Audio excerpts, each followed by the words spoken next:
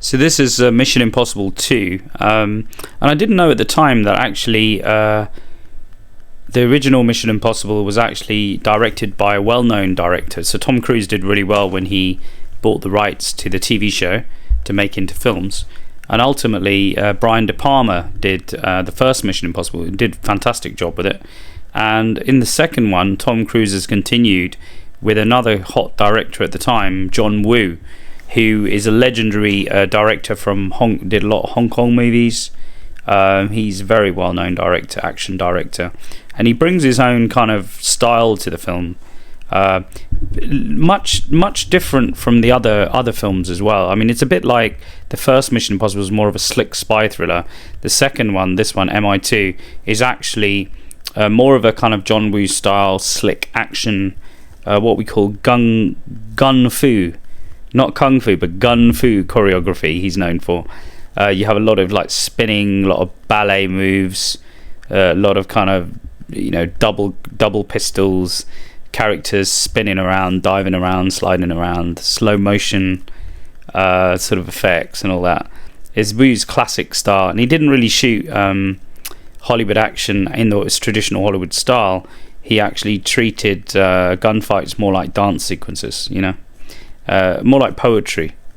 And in Wu's films, he uses a lot of slow motion, not just like a standard tool, but he almost makes it operatic, kind of stretches time out so you can feel more of the sort of emotions in the film.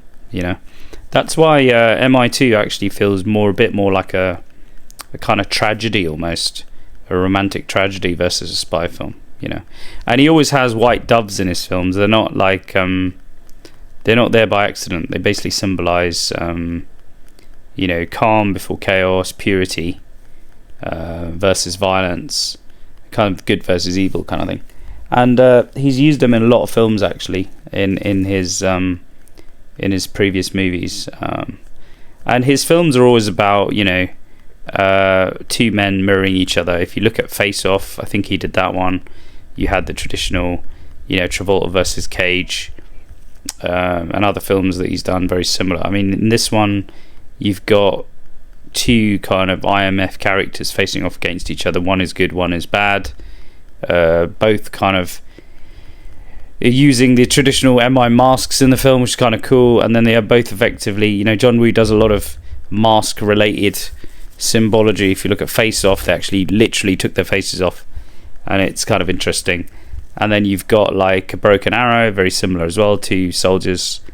So it's almost like two men on the same sort of journey, but on different paths. So it's very kind of mythic, very Woo. And he started off in some of the best action films ever in kind of Hong Kong, super fast action, emotional action cinema, I call it. Sort of a bit like Tarantino kind of level, but more for action directors. And he did films like A Better Tomorrow, The Killer, Hardboiled, legendary films. I think Tarantino loved those films too. And every Mission Impossible now seems to have its own style that reflects its director. So you've got De Palma, who's focused more on paranoia, suspense, and you've got Woo's more romantic, operatic style, stylized action thriller. And so MI2 is more of a Hong Kong sort of opera action, sort of disguised as a Hollywood film. And some people think it's the weakest out of the series, but I kind of like it. I like its own style, and it's I think it's decent in its own way. So effectively, the film is about the two MI agents kind of facing off against each other, reprising his role as Ethan Hunt, Tom Cruise, alongside Thandiwe Newton. Now he's turned up. You've got Dougray Scott, who plays kind of the villain, and then you've got Ving Rhames coming back as kind of Luther. And the film is I think Ving Rhames has been in every single Mission Impossible film. Is the only one apart from Tom Cruise has been reprised his role. He even had a sort of a record in one of the films. He made like 7 million just for appearing very, very short time in the film, which is a record at the time. Still is, I think. And then you've got Ethan Hunt in the film as he's set to stop a rogue IMF agent from unleashing a deadly virus called Chimera. And to complete the mission, he sort of teams up with Nyah Hall, who's Thandiwe Newton's character, who's a skilled thief. And she's got some sort of ties with the villain already. And unlike the slow burn of the first film, this one's kind of fully John Woo-esque. And it's slow motion, lots of guns, doves, and stylized gunfights and all of that. And it's almost like an action western in a way, I would say. So shifts the franchise more into more of a kind of operatic, romantic, explosive direction.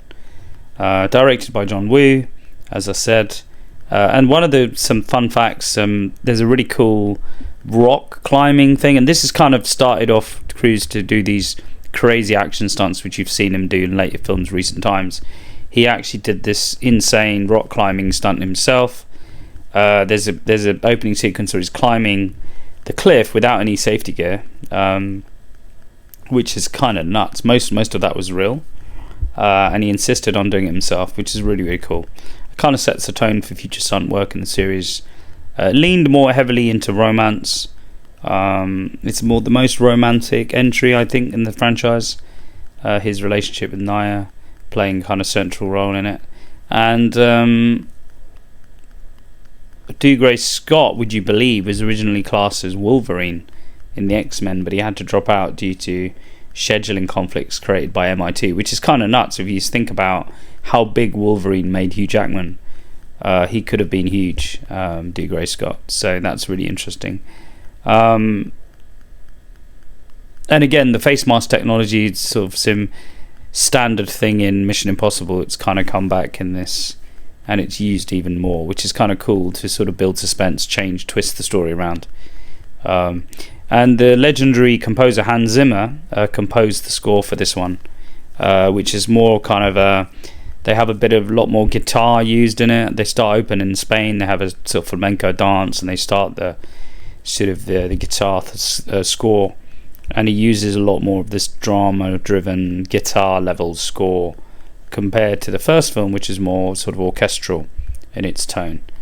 So yeah, easily the most stylized film in the franchise. Do you prefer the grounded spy version of the first film, or do you prefer the sort of full action of MI2? Let me know in the comments. And thanks for watching. I'll see you in the next one. Bye for now.